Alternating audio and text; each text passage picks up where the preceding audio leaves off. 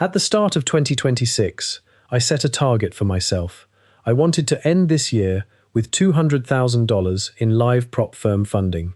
It was an ambitious goal, and I had the strategy to back it up. But as we all know, there is a massive difference between having a dream for the year and the reality of the market when things stop going your way.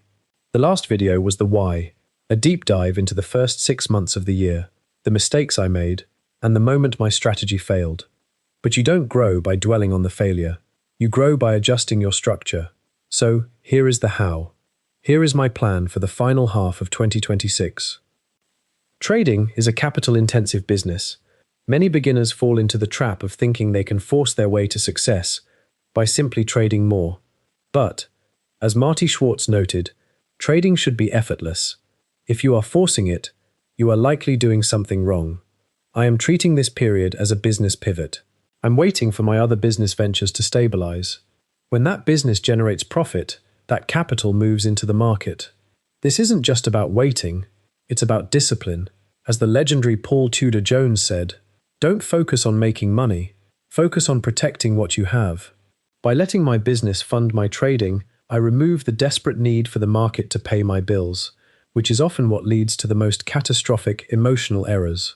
I am making structural changes to how I approach these prop firms.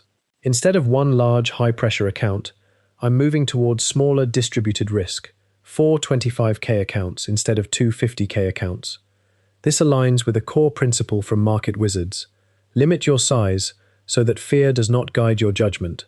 If a position makes you uncomfortable, the solution is simple: get out.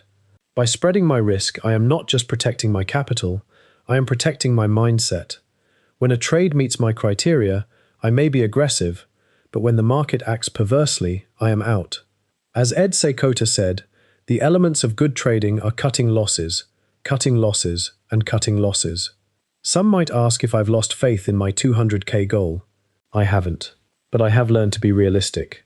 If I can successfully fund and sustain a single 25K account by the end of this year, that is a massive success. It's a solid foundation.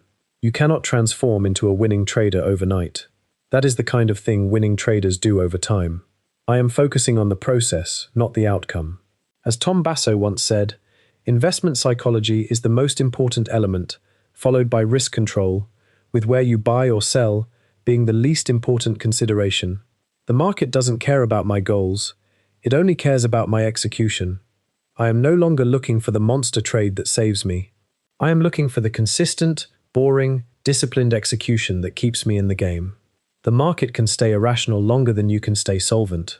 My goal for the rest of 2026 is simple: survival, structure, and consistency. Trading is a journey of discipline. Stay objective.